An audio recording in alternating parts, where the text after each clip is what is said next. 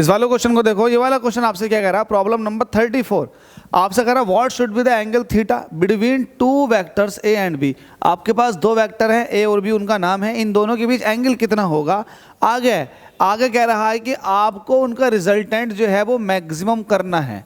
क्या करना है, रिजल्टेंट को मैक्सिमम। तो सबसे पहले रिजल्टेंट का फॉर्मूला ये होता है कि नहीं दो वेक्टर के बीच, और ये एंगल जो है ना, एंगल ये उन दोनों वेक्टर के बीच का एंगल है। लेट अस सपोज कि दो वेक्टर आपके पास ये हैं, एक है आपके पास ए वेक्टर, एक है आपके पास बी वेक्टर, और उनके बीच का एंगल है थीटा। तब उनका रिजल्टेंट का फॉर्मूला ये बनेगा।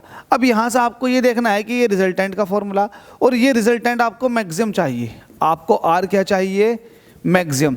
तो आर मैक्सिमम तभी हो सकता है जब कोस थीटा की मैक्सिमम वैल्यू मिले।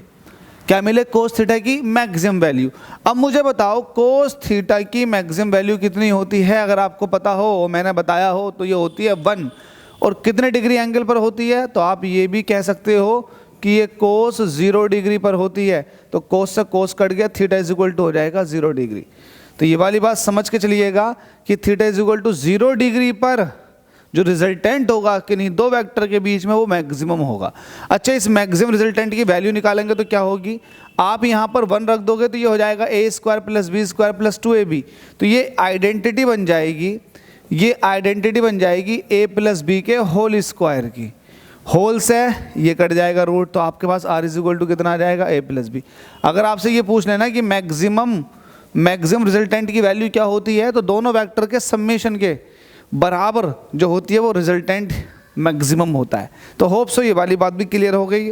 मज़ा आ गया हो तो यार चैनल को सब्सक्राइब करो जल्दी से।